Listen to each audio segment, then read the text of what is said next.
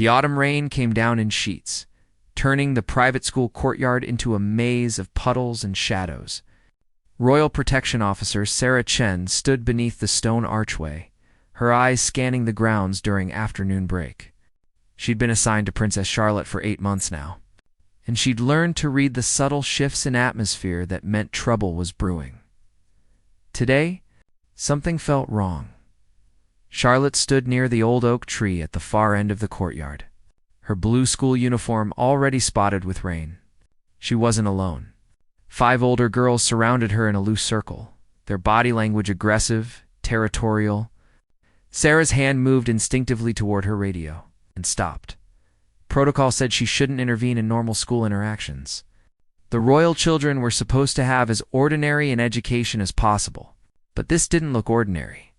The tallest girl, maybe 13 or 14, stepped closer to Charlotte. Even from 50 meters away, Sarah could see the princess stiffen, her small hands balling into fists at her sides. Charlotte was only 9 years old, facing girls who towered over her. Before you hear what happened next, if you love stories of courage and standing up for what's right, hit that subscribe button. This one will stay with you. Sarah moved closer, staying in the shadows of the building. She needed to hear what was being said before deciding whether to intervene. Royal children dealt with challenges other kids didn't face, and sometimes the best protection was letting them learn too. Handle situations themselves, but she'd never let Charlotte get hurt. Never. My dad says your family is a waste of taxpayer money. The tall girl's voice carried across the wet courtyard. Says you all just sit in palaces while real people struggle. Charlotte's face remained calm, but Sarah saw her shoulders tense. The princess had heard worse, probably. Public criticism of the royal family was nothing new, but hearing it from classmates, kids she saw every day, had to hurt differently. Everyone's entitled to their opinion, Charlotte said quietly. Her voice was steady, controlled. Sarah recognized that tone. It was the same one Prince William used during difficult public appearances. Diplomatic, measured, but underneath, ear was steel. I'll listen to her. Another girl mocked, her accent sharp with cruelty. Everyone's entitled to their opinion. You sound like a robot. Do they program you at the palace? Teach you what to say? The circle tightened. Charlotte didn't step back, but Sarah saw her shift her weight, preparing. For what, Sarah wasn't sure. Flight or fight. With Charlotte, it could go either way. I'm just trying to go to school like everyone else, Charlotte said. I didn't choose my family any more than you chose yours. But you benefit from it. The tall girl's voice turned nasty. Designer clothes. Fancy holidays. People bowing to you. Must be nice being better than everyone else. I don't think I'm better than anyone. Liar. The word was spat out like poison. You walk around here like you own the place. Teachers treating you special. Getting away with everything because of who your grandfather is. Sarah's jaw clenched. None of that was true. If anything, Charlotte worked harder than most students. Knowing that any mistake would be magnified, criticized, turned into a headline. The princess carried a weight these girls couldn't begin to understand. I don't get special treatment, Charlotte said, her voice still calm, but with an edge now. I get held to higher standards. There's a difference. One of the other girls laughed mockingly. Poor little princess. Life must be so hard in your palace. You don't know anything about my life. For the first time, emotion crept into Charlotte's voice. Not anger exactly, but something close. Frustration. Years of holding back. Being polite. Of taking criticism she didn't deserve. You don't know what it's like to have cameras following you everywhere. To have people writing horrible things about your family. To know that everything you do might embarrass your parents or your country. Oh, we're supposed to feel sorry for you now? The tall girl stepped even closer, invading Charlotte's space. You want sympathy from us common people? Sarah's hand went to her radio. This was escalating beyond normal schoolyard conflict. But just as she was about to call for backup, Charlotte did something unexpected. She laughed. Not a nervous laugh or a scared laugh. A real, genuine laugh that seemed to catch all 5 girls off guard. Common people? Charlotte shook her head, rain dripping from her hair. You go to one of the most expensive private schools in England. Your parents drive Range Rovers and own second homes. You're about as common as I am. The tall girl's face flushed red. She hadn't expected that. The difference is, Charlotte continued, her voice growing stronger, I know I'm privileged. I don't pretend otherwise. But you stand there acting like you're better than me? Because of what exactly? Because you've decided I'm a waste of money? That I don't deserve respect? The courtyard had gone silent, except for the rain. Other students were starting to notice, forming a wider circle around the confrontation. Sarah counted at least 20 witnesses now. If this went badly, it would be everywhere by nightfall. Charlotte took a step forward, and the tall girl actually backed up slightly. Here's what you don't understand, the princess said. And Sarah heard something new in her voice. Something fierce and unbreakable. I didn't ask to be born into the royal family, but I was. And I can either hide from it, be ashamed of it, or I can try to make it mean something. Try to use whatever privilege I have to help people who don't have any. Big words from a little girl, one of the other girls muttered. Charlotte turned to her. I'm 9 years old, and I've already visited more hospitals, met more sick children, and learned more about people's real struggles than you probably ever will. Not because I'm special, but because I'm expected to care. And you know what? I do care. Even about people who are cruel to me for no reason. The tall girl's expression shifted. Some of the aggression drained away, replaced by confusion, maybe even shame. But she wasn't ready to back down completely. You think one speech makes you better than us? No, Charlotte said simply. I think standing here in the rain arguing about who's better than who is a waste of all our time. You can hate me if you want. Hate my family. That's your choice. But I'm not going to apologize for existing. And I'm definitely not going to let you make me feel small. Then she turned to walk away. That's when the tall girl made her biggest mistake. She grabbed Charlotte's shoulder. Spinning her back around, Sarah was already moving when the girl's hand touched Charlotte's shoulder. But she stopped mid-stride when she saw what happened next. Charlotte didn't flinch, didn't pull away. Instead, she looked down at the hand on her shoulder, then slowly raised her eyes to meet the tall girl's face. The expression Sarah saw there was pure Windsor steel. The same look the late Queen Elizabeth had worn when facing down challenges. The same quiet power that ran in royal blood. Remove your hand, Charlotte said. Her voice was soft but carried the weight of centuries of authority. The tall girl hesitated. Around them, the crowd had grown larger. Phones were out now, recording. Sarah knew this moment would be analyzed, shared, dissected by morning. The question was whether it would show a princess being bullied or a princess standing her ground. Or what? The girl challenged, but her voice wavered slightly. You'll have me arrested? Have your bodyguards drag me away? Charlotte glanced briefly at Sarah, who stood frozen 20 meters away. Their eyes met for just a second, and Sarah saw a question there. The princess was asking permission, not to be rescued, but to handle this herself. Sarah gave the smallest nod. She was ready to intervene in a heartbeat, but she wanted to see what Charlotte would do. The princess looked back at the tall girl. I won't have anyone do anything. Because unlike you seem to think I don't go around threatening people or using my position to hurt others, that's called bullying. And I don't bully people. She reached up and gently but firmly removed the girl's hand from her shoulder. But here's what I will do, Charlotte continued. I'll remember this moment.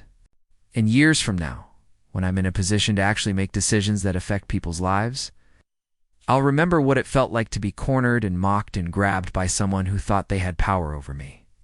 And I'll use that memory to make sure I never make anyone else feel that way. The tall girl's face went pale. Something in Charlotte's words had hit home, made her see beyond this moment to a future where this little girl might actually have power. Real power. The kind that could change lives. And you know what else? Charlotte's voice softened, losing its edge. I'll also remember that you're just a kid too. That maybe you're dealing with your own problems. That maybe taking your anger out on me makes you feel better about something else in your life that you can't control. One of the other girls in the circle shifted uncomfortably. Charlotte had seen something true, something they hadn't expected her to understand. My mom told me that hurt people, Charlotte said. So either you're hurting or you're just mean. I'm choosing to believe you're hurting, because that means there's hope you'll be better someday. The tall girl's eyes were wet now, though whether from rain or tears, Sarah couldn't tell. I don't need your pity, the girl said, but the fight had gone out of her voice. It's not pity. It's understanding. Charlotte looked at each of the 5 girls in turn. You think being royal makes me different from you? And maybe in some ways it does. But in the ways that actually matter, we're the same. We all want to be liked. We all want to belong. We all want to matter. You already matter, one of the quieter girls said. You're a princess, and that terrifies me sometimes. Charlotte's honesty seemed to surprise everyone, including herself. Because mattering that much means I can't mess up, can't be normal. Can't just be a kid having a bad day without it becoming national news. You get to be angry or sad or make mistakes, and tomorrow, nobody remembers. I don't get that luxury. The courtyard was completely silent now, except for the rain. Even the other students watching from a distance had gone quiet, straining to hear. So when you tell me I'm privileged, you're right, Charlotte said. I have things you don't have, but I also don't have things you do have, like privacy, like anonymity, like the freedom to find out who I really am without the whole world watching and judging every choice. Sarah felt her throat tighten. She'd protected royals for 12 years, but she'd never heard one of them speak this honestly, especially not a 9-year-old child. Charlotte was wise beyond her years, carrying burdens that would crush most adults. The tall girl wiped her face, rain or tears or both streaming down. I didn't think about it like that. Most people don't, Charlotte said gently. They see the crown and the palaces and think that must mean happiness. But my great-grandmother used to say that service is more important than happiness. That being royal isn't about what you get, it's about what you give. Did you know her?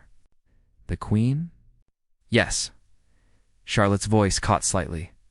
She died when I was 7. But I remember her.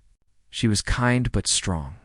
She taught me that being gentle doesn't mean being weak. That you can be compassionate and still stand your ground. The tall girl looked down at her feet. I'm sorry. For what I said, and for grabbing you. Charlotte took a breath, considering. Sarah watched the princess's face carefully. This was a crucial moment. Forgiveness or grudge? Mercy or justice? The choice would define not just this interaction, but possibly Charlotte's character for years to come. Apology accepted, Charlotte said finally. But only if you mean it, and only if you understand that words have power. That calling someone a waste of money or saying they don't deserve respect actually hurts. Even if they're a princess. Maybe especially if they're a princess, because we're not supposed to admit when things hurt. I mean it, the girl said quietly. I really do, Charlotte nodded. Then she did something that made Sarah's heart swell with pride. She extended her hand for a handshake. The tall girl stared at the offered hand for a long moment. Everyone watching held their breath. Accepting the handshake would mean accepting Charlotte as an equal. It would mean acknowledging that the princess had just taught them all something about dignity and grace. Slowly, the girl reached out and shook Charlotte's hand. The crowd erupted in whispers and murmurs. Phones continued recording. This moment would indeed be everywhere by morning. But now it would be a story of reconciliation, not conflict. Of a princess who chose understanding over anger. The 5 girls dispersed, looking subdued and thoughtful. Charlotte stood alone by the oak tree for a moment, rain-soaked and trembling slightly now that the adrenaline was fading. Sarah approached quietly. You okay, Your Highness? Charlotte looked up at her, and for the first time her composure cracked. Her lip quivered. Did I do the right thing? You did an extraordinary thing, Sarah said softly. You showed more maturity in 5 minutes than most people show in a lifetime. I wanted to cry. I wanted to run away. I wanted you to come save me. Charlotte's voice was small now, the brave facade falling away to reveal the scared child underneath. I know, but you didn't do any of those things. You stood your ground. My hands are shaking. That's okay. Being brave doesn't mean not being scared. It means being scared and doing it anyway. Charlotte nodded, wiping her eyes. Then she looked at Sarah with concern. Will this be a problem? Will it be in the news? Will I get in trouble? Sarah thought about the phone's recording, the witnesses, the story already spreading through social media. Probably. But you didn't do anything wrong. You defended yourself with words and wisdom, not violence or threats. Your parents will be proud.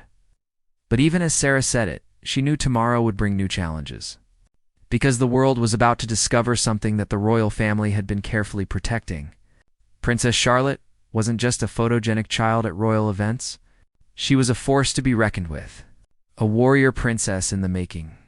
And some people weren't going to like that at all by the time Sarah escorted Charlotte to the car that afternoon. The video had already gone viral. 3 million views in 4 hours. The headlines were everywhere, each one more dramatic than the last. Princess Charlotte confronts bullies in powerful stand. 9-year-old royal delivers speech on privilege and duty. The warrior princess. Charlotte shows Windsor's strength. Sarah's phone buzzed constantly with messages from palace security, media relations, and senior protection officers. Everyone wanted to know what happened. Everyone had opinions about what should happen next. Charlotte sat in the back seat, quiet and pale. She hadn't spoken since they left the school grounds. Sarah watched her in the rearview mirror. Seeing the exhaustion and worry etched on the young princess's face, "Your parents want to talk to you when we get home," Sarah said gently. Charlotte nodded without looking up. "Am I in trouble?" "I don't think so. But they need to hear your version of what happened before they make any statements." The car wound through London traffic, passing people who had no idea that the child they were trying so hard to protect sat just meters away. Sarah's mind raced through the day's events, analyzing every moment, every choice she'd made. Should she have intervened sooner? Should she have stopped Charlotte from engaging with the bullies at all? But watching that video, seeing the strength and grace Charlotte had shown, Sarah couldn't bring herself to regret giving the princess space to fight her own battle. Some lessons couldn't be taught. They had to be lived. Kensington Palace appeared through the autumn rain, its brick facade warm and solid against the gray sky. Home, safety, but also the place where difficult conversations waited. Prince William and Catherine met them at a private entrance, away from staff and cameras. Catherine immediately pulled Charlotte into a hug, holding her daughter tight for a long moment. William's face was serious, impossible to read. "Thank you, Sarah," Catherine said. "We'll take it from here." Sarah nodded and stepped back, but William caught her eye. "Stay close. We may need your account of what you witnessed." They disappeared into a private sitting room. Sarah waited in the hallway, listening to the muffled sounds of conversation through the heavy door. She couldn't make out words, but she heard the cadence of questions and answers, the soft sound of Charlotte's voice responding. 20 minutes passed, then 30. Sarah's phone continued buzzing with updates. The video now had 10 million views. News networks were running it on loop. Social media was exploding with opinions, praise, criticism, analysis. Some praised Charlotte's maturity and eloquence. Others criticized the school for not protecting her better. Still others attacked the princess herself, calling her privileged and out of touch, saying she'd played the victim when she was anything but. The sitting room door opened. Catherine emerged first, her eyes red. She'd been crying. William followed, his jaw tight. And finally Charlotte, looking small and worried. "Sarah, come in, please," William said. The sitting room was warm and comfortable, filled with family photos and children's artwork. A fire crackled in the fireplace. It should have felt cozy. Instead, tension filled the air like static electricity. "Charlotte's told us her version," William began. "Now we need yours. Everything you saw and heard. Don't leave anything out." Sarah recounted the confrontation in detail, the verbal attacks. Charlotte's responses, the moment the tall girl grabbed her shoulder, the apology and handshake. She tried to be objective, clinical even, but emotion crept into her voice when she described how brave Charlotte had been. William listened without interruption, his expression unreadable. When Sarah finished, he was quiet for a long moment. You didn't intervene, he said finally. Not an accusation, but a statement of fact. No, sir. I judged that the princess was not in physical danger and that she was handling the situation appropriately. I was prepared to step in immediately if that changed. She was surrounded by 5 older girls, outnumbered, potentially at risk. Sarah felt her stomach drop. Was she about to be reprimanded? Removed from Charlotte's detail? Yes, sir. But she was also learning to stand up for herself. To use her voice instead of relying on protection. I thought that lesson was valuable, Catherine spoke up. She's 9 years old, Sarah. She shouldn't have to face bullies alone. With respect, ma'am, she won't always have protection officers nearby. She needed to know she could handle difficult situations herself, that she had the strength and wisdom to do so. Sarah looked at Charlotte, who was watching her with wide eyes, and she proved she does. Remarkably so. William stood and walked to the window, looking out at the rain-soaked gardens. The video is everywhere. Millions of people watching our daughter in a moment of conflict, analyzing every word, making judgments about how we're raising her, about whether she's fit for royal duty someday. She handled herself with more grace than most adults would have, Sarah said quietly. The world is seeing a princess who's compassionate, strong, and wise beyond her years. That's not a bad thing, isn't it? William turned back. She's 9. She should be worried about homework and play dates, not defending the monarchy against accusations of being a waste of taxpayer money. The pain in his voice was evident. Sarah understood. He was a father watching his daughter grow up too fast, forced into adult conversations and responsibilities before she should have to face them. I never wanted this for her, William continued. I wanted her to have as normal a childhood as possible, to be protected from the pressures and criticisms that come with our position. And now, the whole world is debating whether she's privileged or oppressed, mature or coached, genuine or performing. Charlotte spoke up, her voice small but steady. Dad, I knew what I was saying. Nobody told me what to say. It came from my heart. William's expression softened. He crossed the room and knelt in front of his daughter, taking her hands. I know, darling. I know. And I'm so incredibly proud of you. But I'm also sad that you had to go through that. That you had to defend yourself and our family against people who don't understand what it means to serve. Great-grandmother taught me, Charlotte said. She said service means sacrifice. That we give up normal for duty. That it's hard, but worth it. Catherine wiped her eyes, fresh tears falling. You sound just like her. Is that bad? No, sweetheart. It's beautiful and terrifying. Because it means you understand things you shouldn't have to understand yet. Catherine pulled Charlotte close. You're growing up so fast. Too fast. Sarah felt like an intruder on this intimate family moment. But William gestured for her to stay. The press wants a statement, he said. Palace Communications is drafting something, but they want guidance on tone. Do we defend Charlotte's actions? Criticize the school?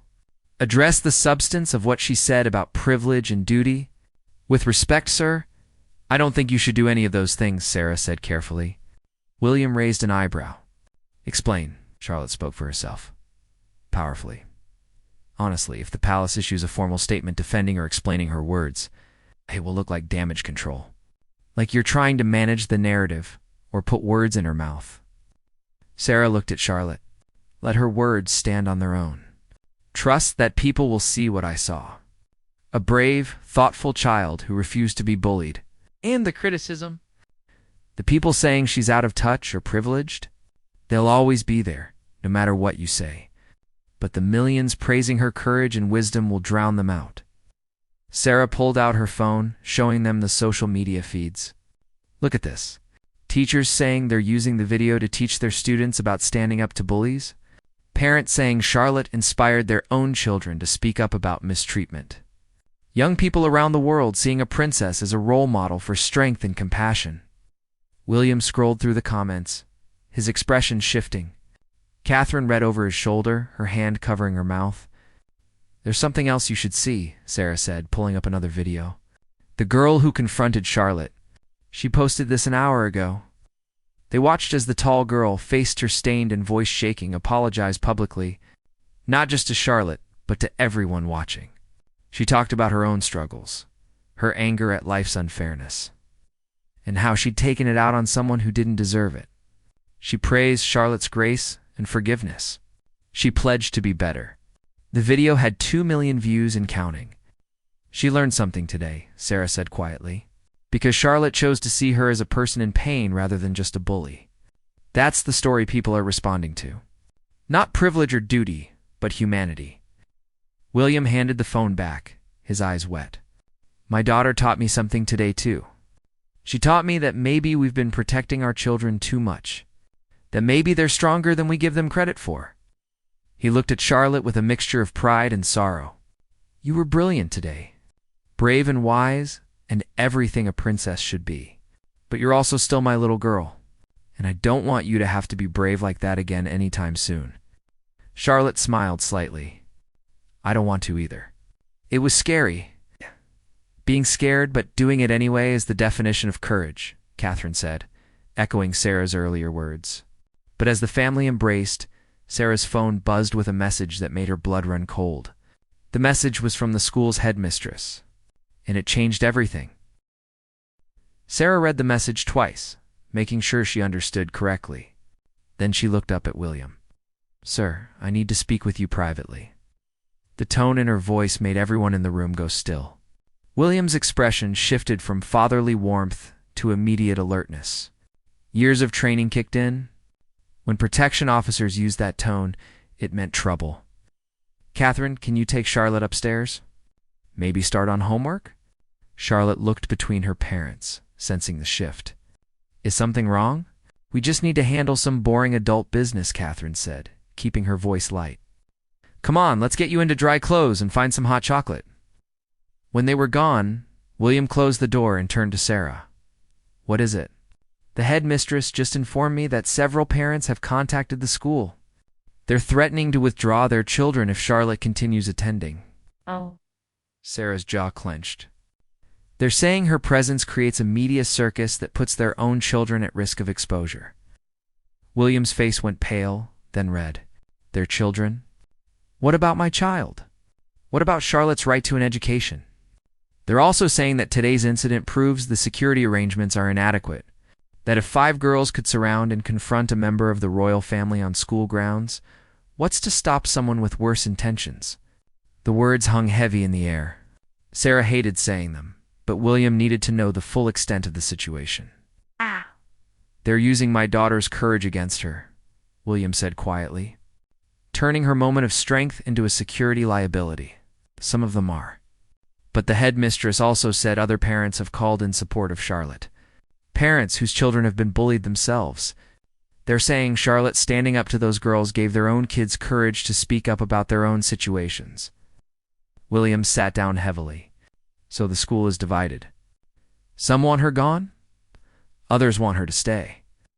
The headmistress is trying to navigate it carefully, but she needs to know how you want to proceed. If you want increased security presence, that will draw more attention. If you want to address the parents directly, that could help or could make things worse. What I want, William said, his voice rough with emotion, is for my daughter to go to school like a normal child. Make friends. Learn. Not have to worry about parents using her as a political football in their own petty grievances. Sarah understood the frustration. She'd seen it before with royal children. No matter how hard the family tried to give them normal experiences, the world conspired to make that impossible. There's more, Sarah said reluctantly. One of the parents who called is Marcus Thornton. William's eyes widened. The newspaper publisher? Yes. His daughter Emily is in Charlotte's year. He's threatening to run a story about inadequate security. Protocols at the school if changes aren't made. Immediately. Translation, he'll use the incident to sell papers and damage the school's reputation, unless they remove the source of the problem, which is Charlotte. That's the subtext. Yes. William stood and paced the room, his hands clenched. Sarah had seen him angry before, but this was different. This was a father's rage, barely contained. They're bullying her out of school, he said. using their power and influence to force a 9-year-old girl out of her education because she's inconvenient, because she dared to stand up for herself and made their own children look bad by comparison. Not all of them are motivated by that, Sarah said carefully. Some genuinely worry about security, about their children being photographed or caught up in media attention surrounding Charlotte. Then they should have thought of that before enrolling their children in the same school as a Princess. William's voice was sharp. We were transparent about Charlotte attending. We worked with the school on security protocols. We did everything right. I know. But now the situation has changed. The video going viral has raised the profile significantly. Before today, most people didn't know which school the royal children attended. Now it's been identified in dozens of news articles. Security risks have increased. William stopped pacing and looked at Sarah. What's your professional assessment? Is Charlotte safe at that school? Sarah had been dreading this question. Currently, yes. But if media attention continues to escalate, if photographers start camping outside the gates, if parents continue to make this a public issue, then no, not long term. So she has to leave. Let the bullies win. Learn that standing up for yourself has consequences, and those consequences include losing your education and your friends. I didn't say that. I said the situation needs to be managed carefully. There are options, such as increase security, but make it less visible. Have a frank conversation with the parent body about expectations and boundaries. Make it clear that withdrawal threats won't be tolerated and that the school stands behind Charlotte's right to attend. William laughed bitterly. You think these people care about Charlotte's rights? They care about status, about their children getting into the right universities, about maintaining the school's exclusive reputation. A princess facing bullies on camera damages that carefully cultivated image. Sarah couldn't argue. He was probably right. A knock on the door interrupted them. Catherine entered, closing the door quietly behind her. Charlotte's in her room with her homework, but she knows something's wrong. She's asking questions I don't know how to answer. Catherine looked between them. What's happened? William told her. Sarah watched Catherine's face change from concern to anger to devastation. They want to force her out. After what she went through today? Catherine's voice shook. Those girls verbally attacked our daughter, and now their parents are attacking her too. Not all the parents, but enough to create a problem. Catherine sat down, her hand over her mouth. This is exactly what I was afraid of. That no matter how hard we try to give our children normal lives, the world won't let them have it. That being royal means being a target, even at 9 years old. What do we tell Charlotte? William asked. How do we explain that standing up to bullies means facing bigger bullies? That doing the right thing sometimes has painful consequences? We tell her the truth, Catherine said firmly. That life isn't fair. That people with power sometimes abuse it. But that giving in to bullies, whether they're 9 years old or 49 years old, is never the answer. So she stays at the school? She stays until she decides she wants to leave. Not a day before. We don't make decisions out of fear or intimidation. Catherine's voice was steel now. And if parents want to withdraw their children because they can't handle a princess in the classroom, that's their loss. Their children could have learned from Charlotte. Instead, they're learning that running away from challenges is acceptable. William smiled slightly. There's that Spencer Fire I fell in love with. Diana would have fought for her daughter, Catherine said. I'll do no less. Charlotte stood her ground today. Now it's our turn to stand ours. Sarah felt a surge of respect for the princess. Catherine might not have been born into royalty, but she understood what it meant to protect her children while still raising them to be strong. What about the security concerns? Sarah asked. They're not entirely unfounded. Increased media attention does create risks. Then we adapt, William said. Add officers if necessary. Change routes. Vary schedules. But we don't pull Charlotte out of school because some parents are uncomfortable with the spotlight. The headmistress needs an answer by tomorrow morning. Sarah reminded them. William and Catherine looked at each other. Having one of those wordless conversations that couples who've been together for years could manage with just a glance? Tell her Charlotte stays, William said. Tell her we expect the school to manage the parent situation and to maintain Charlotte's right to a safe education. Tell her that if security needs to be enhanced, we'll work with them on that. But we will not be bullied into removing our daughter. Sarah nodded. I'll convey that message. And Sarah? Catherine added.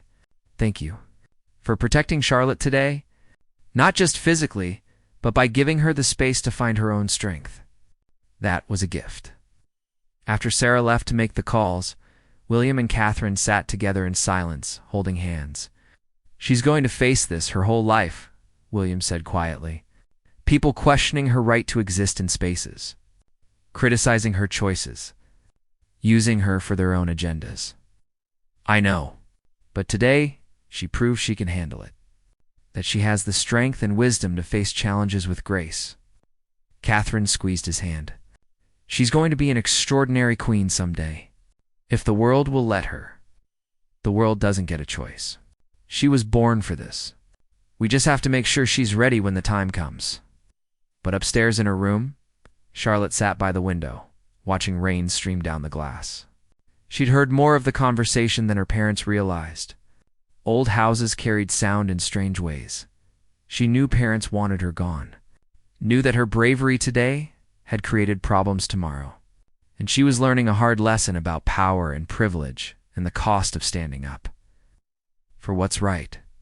But she was also learning something else, something her great-grandmother had tried to teach her before she died, that being royal meant being strong, even when you wanted to break, brave even when you were terrified, kind even when people were cruel.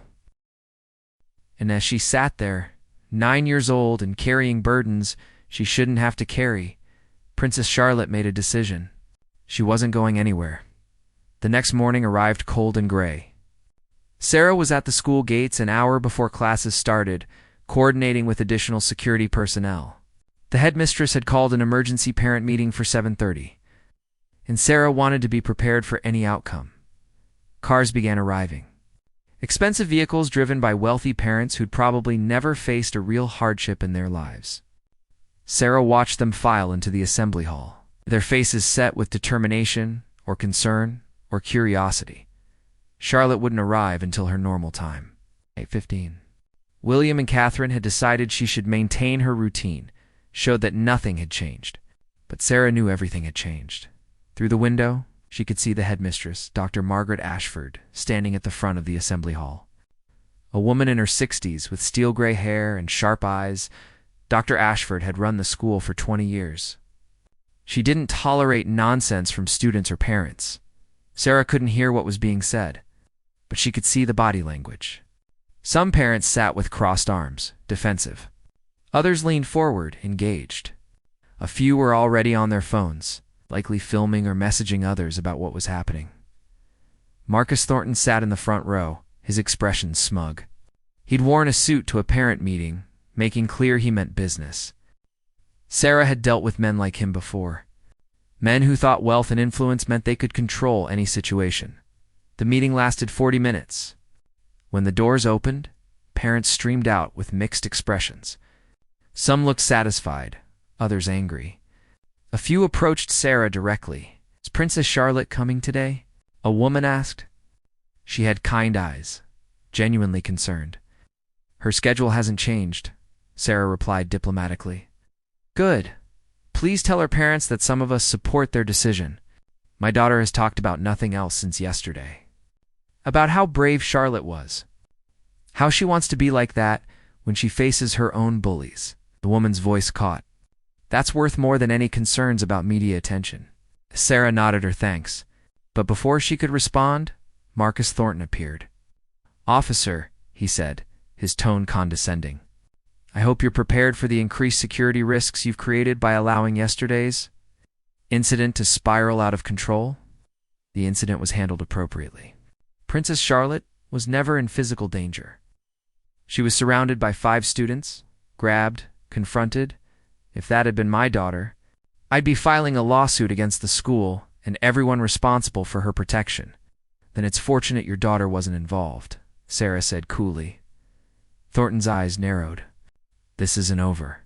The school may have decided to keep the princess enrolled for now, but mark my words, this situation will deteriorate. Media camped outside.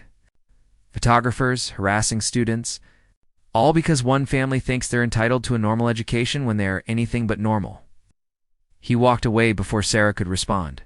She watched him go, anger simmering beneath her professional composure. Men like that had probably bullied people their whole lives and gotten away with it.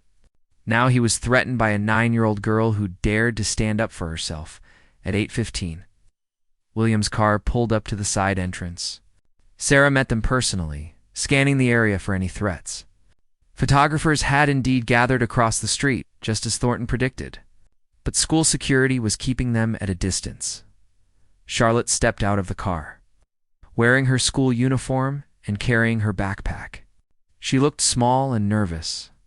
Very different from the confident princess who'd faced down bullies yesterday. William knelt down. "You don't have to do this.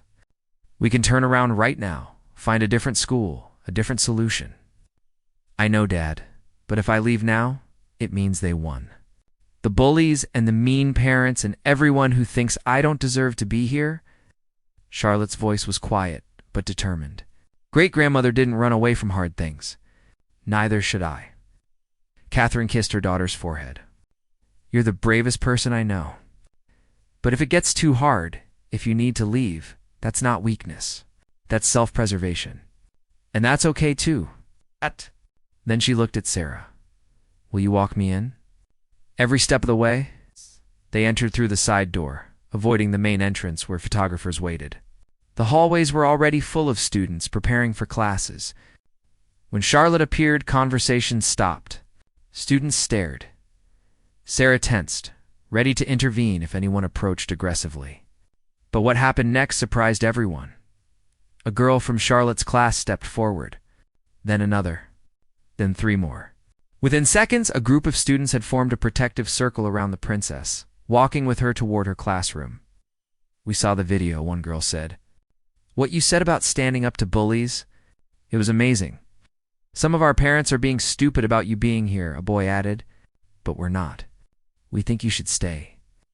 Charlotte's eyes filled with tears, but she smiled. "Thank you. That means everything." They walked together down the hallway, a spontaneous show of solidarity that made Sarah's throat tight.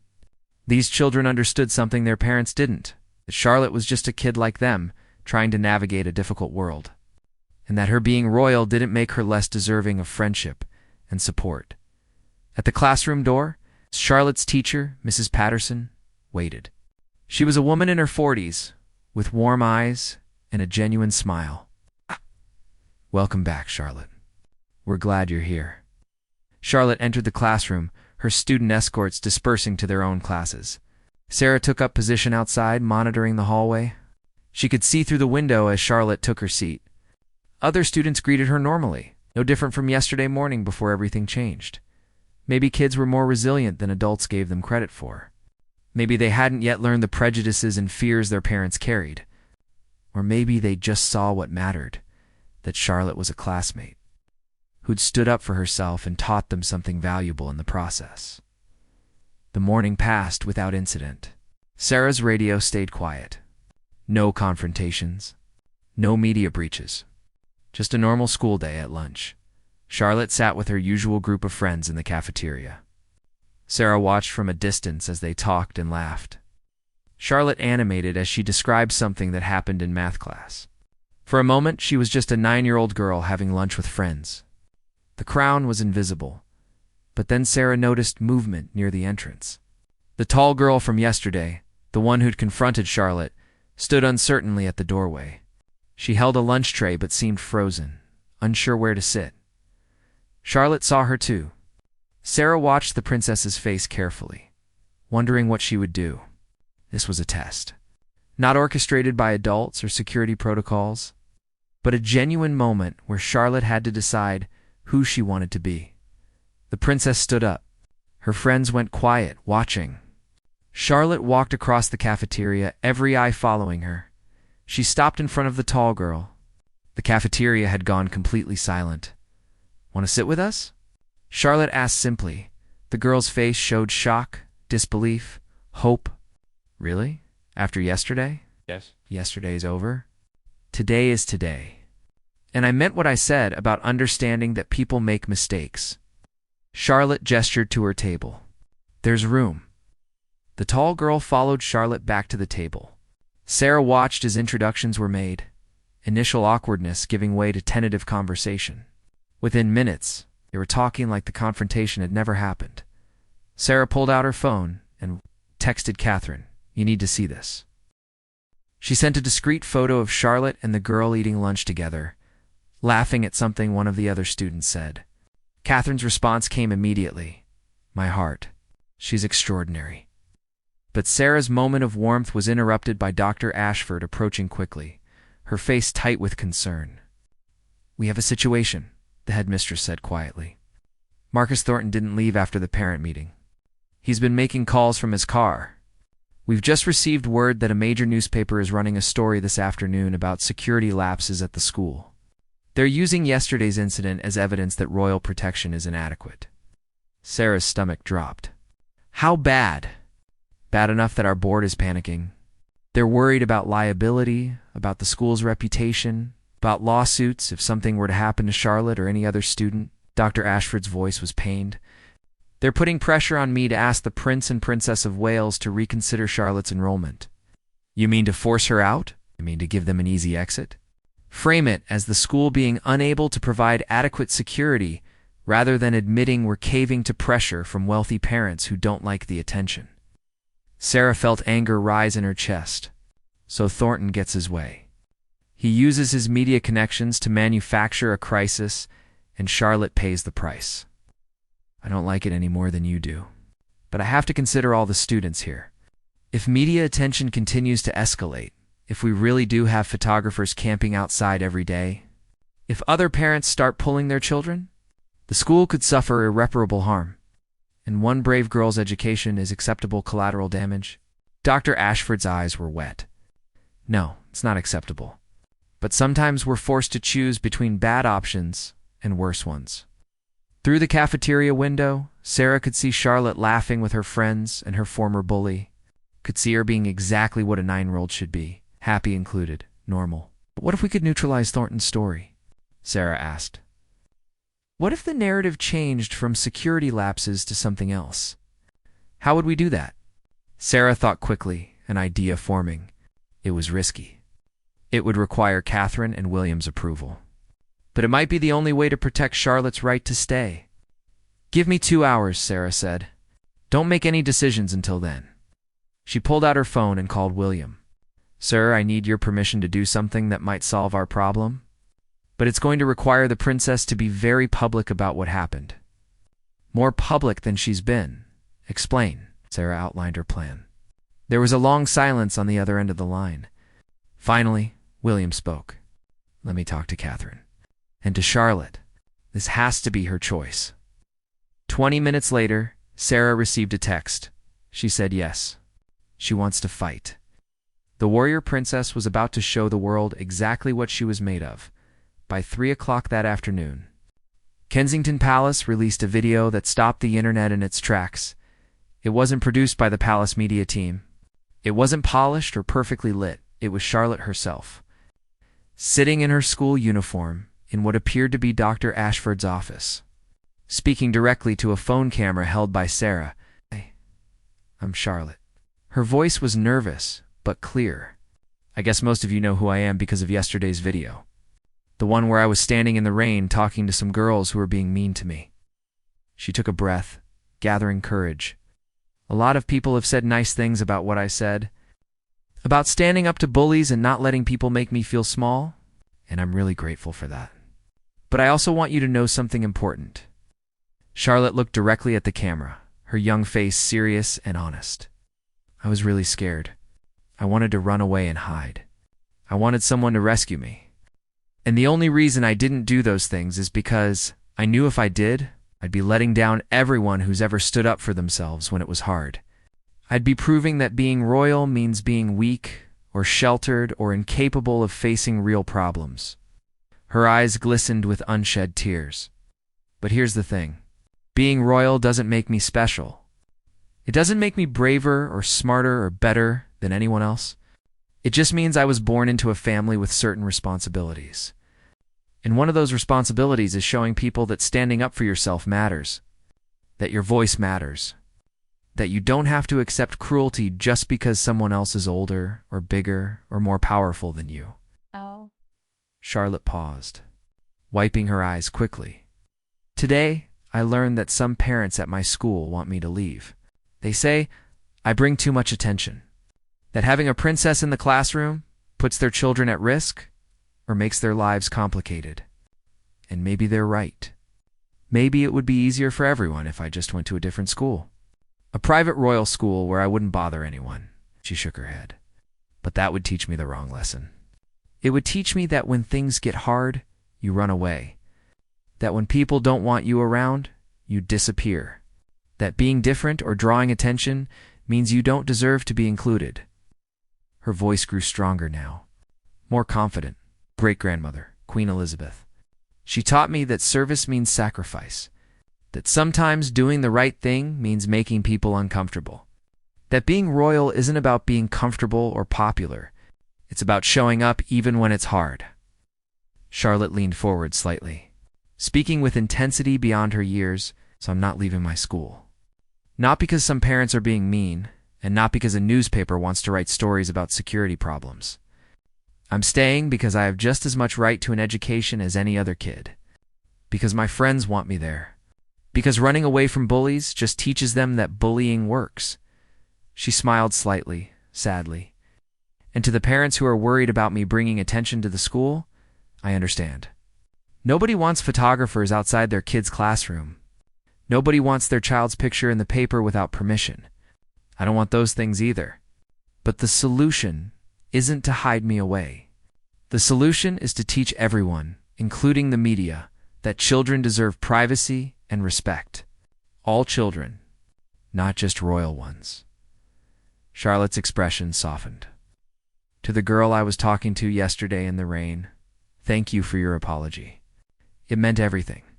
You taught me that people can change, that making a mistake doesn't define who you are, that forgiveness is more powerful than holding grudges. We had lunch together today, and I'm really glad we did. Then her face grew serious again. And to anyone watching who's facing their own bullies, whether it's school or work or home, I want you to know something. You're not alone. I know it feels like it sometimes. I know it feels like you're the only one struggling, but you're not. And your voice matters. Your feelings matter. You matter. She wiped her eyes again, not bothering to hide the tears anymore. I'm 9 years old. I'm not supposed to have all the answers. I'm not supposed to be making speeches about standing up for yourself or dealing with media, tension, or navigating adult politics. I'm supposed to be worrying about homework and play dates and whether I'll make the football team. Her voice cracked. But that's not the life I was given. And I can either be sad about that, or I can try to use whatever platform I have to help people. To show people that being scared and being brave can happen at the same time, that standing up for yourself doesn't mean you're not terrified inside. Charlotte took a deep breath, composing herself. So, that's what I'm doing. I'm standing up for myself. I'm staying at my school because it's my school too. And I'm asking anyone who's watching to think about the kids in their own lives. The ones who are different or struggling or facing challenges. Don't make them invisible. Don't make them hide who they are just because it makes you uncomfortable. Let them shine. Let them be brave. Let them know they matter. She looked directly into the camera one last time. Thank you for listening. And thank you for all the kind messages. They help more than you know. But the unkind ones, those help too. Because they remind me why this matters. Why standing up to bullies, whether they're 9 or 90, is always worth it. The video ended.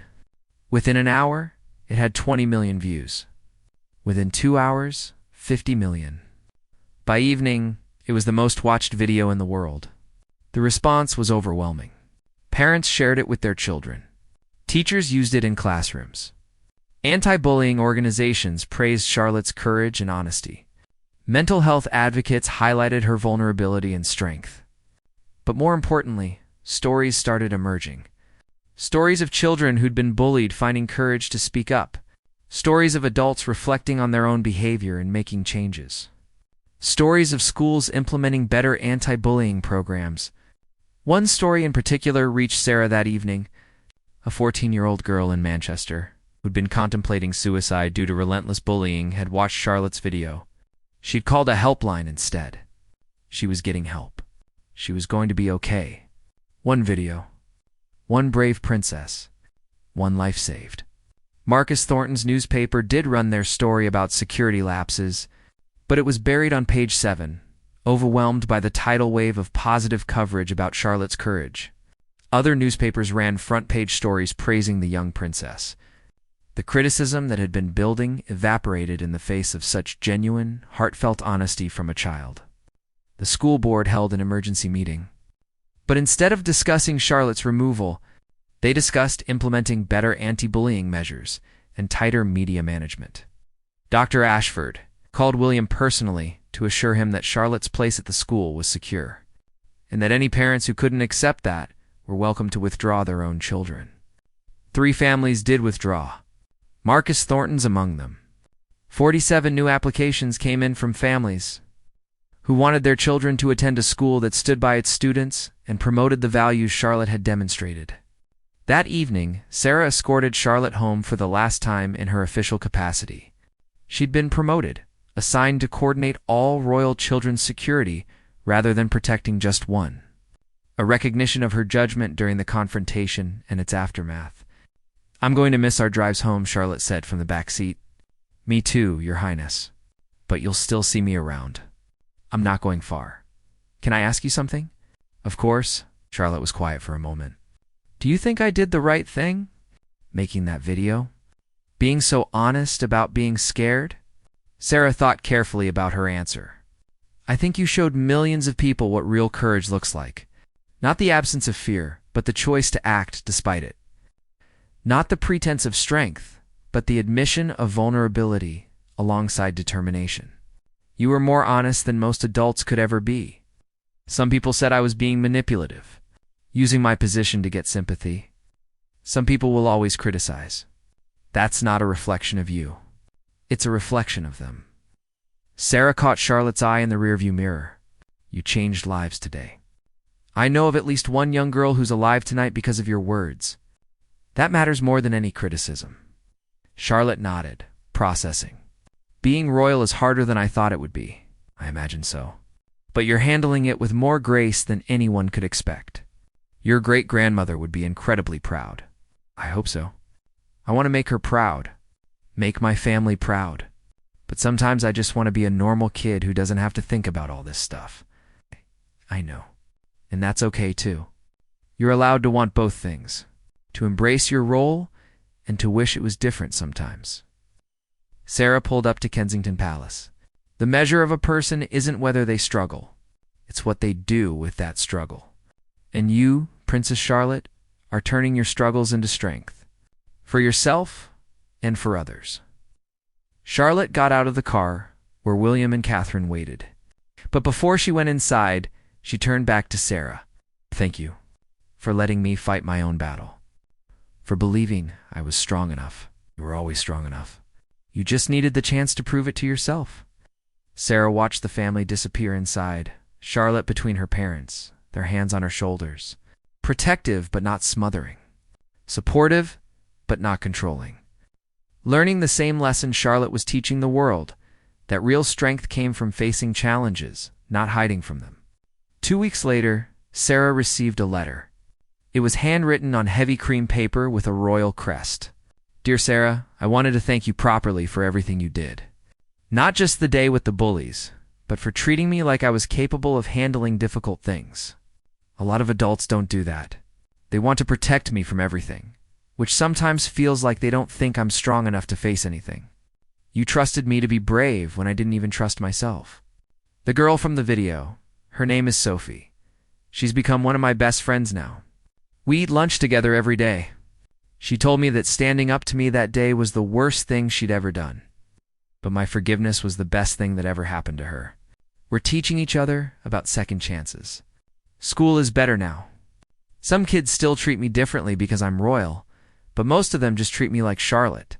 That's all I ever wanted. My mom says I'm growing up too fast. My dad worries that I'm taking on too much responsibility. But I told them what you told me. Being strong doesn't mean not struggling. It means struggling and choosing to grow from it. I don't know what kind of queen I'll be someday, or even if I'll be queen at all. But I know what kind of person I want to be.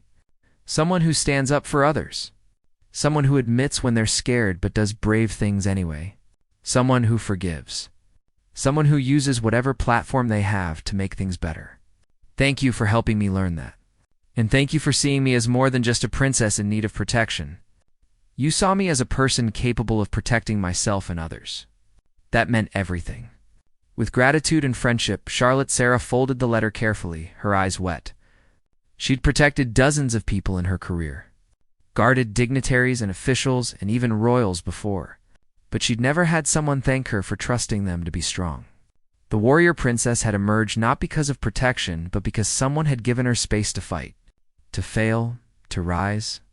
And in doing so, Charlotte had taught everyone watching that courage wasn't the absence of fear. It was feeling afraid and standing your ground anyway. It was being small, but speaking up. It was being hurt but choosing forgiveness. It was being a child but showing adults what strength really meant. The video of Charlotte in the rain remained online, testament to a moment when a 9-year-old princess refused to be made small. It was studied in schools, referenced in anti-bullying campaigns, shared millions of times. But for Sarah, the real victory wasn't the viral video or the headlines or the public praise. It was the letter.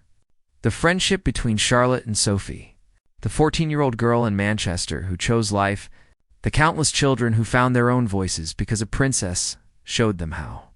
It was the quiet revolution that happened when one brave girl decided that being royal meant serving others, even when those others were cruel, especially when they were cruel, because that's what true strength looked like.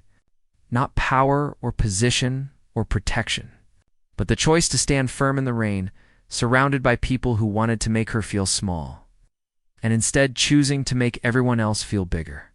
The warrior princess had emerged, and she was only just beginning.